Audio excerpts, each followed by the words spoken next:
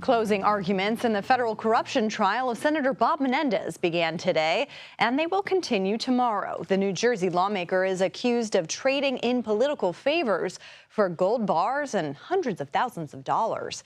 He's charged with bribery, extortion, and acting as a foreign agent for Egypt. His wife, Nadine Menendez, has also been charged with offenses related to bribery, but she will be tried separately next month.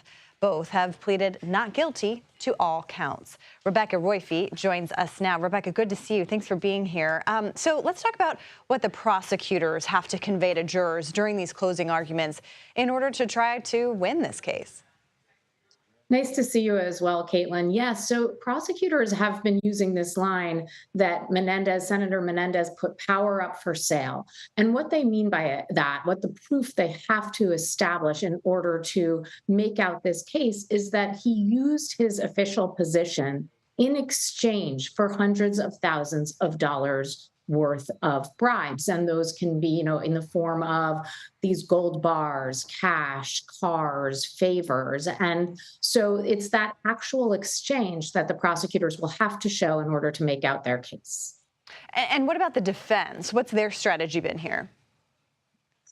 The defense has offered a very different narrative. They have said that Senator Menendez was simply doing his job. He was delivering political results for his constituents, and that he was unaware of the money that was coming in largely to his wife. So they try to distance himself. They're trying to distance their client from the money that was coming in, which then makes it look as if these things that he did that were supposedly in exchange for them were simply the work of a senator, what he was doing for his constituents every single day. And we know that Senator Menendez has chosen not to testify. I'm wondering, is that surprising to you? What do you think of that move? Is it a smart move?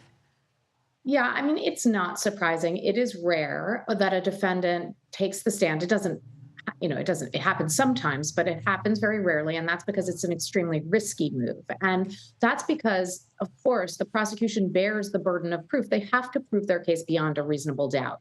And it is not easy in a case like this to do so. And I think the prosecution has established a good case, but the defense has won some points by poking holes in that case, and that it is a safer strategy to rely on those holes, the cross-examination that they have engaged in with the prosecution's witnesses, rather than try to put their client on the stand where it could either, go in their favor or really, really blow up in their faces.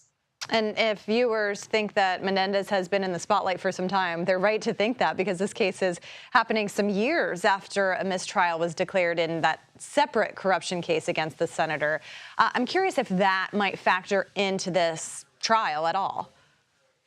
Well, it really doesn't, in a direct way, but of course it does in other ways. I mean, first of all, it shows exactly what I was saying, which is, it is hard to prove these sorts of cases. And that is because, a smart person who is taking bribes does not leave his fingerprints all over those bribes, and making it possible for the defense to make an argument that these weren't bribes at all. These were just, money coming into his wife that he was completely unaware of, and, political acts that he was engaged in. So the earlier case, I think, just gives us a roadmap for how these cases go, rather than play in directly, because of course this is a retrial. It's not exactly the same. The facts are not exactly the same. And of course, we have an entirely separate, different jury. And speaking of the jury, once they do begin deliberations, do we have any sense of how long that might last?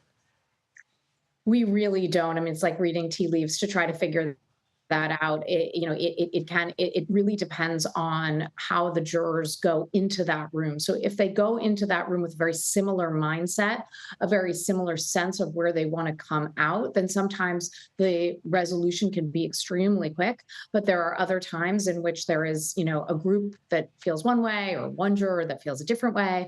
And when that happens, we tend to see a longer deliberation. Sometimes there are notes that are sent out to the judge that for, reading of testimony that will help to clarify and hopefully bring about unanimity among this group. All right, we will stay tuned to be sure. Rebecca Roiphe, as always, thank you for your time. Thank you so much, Caitlin.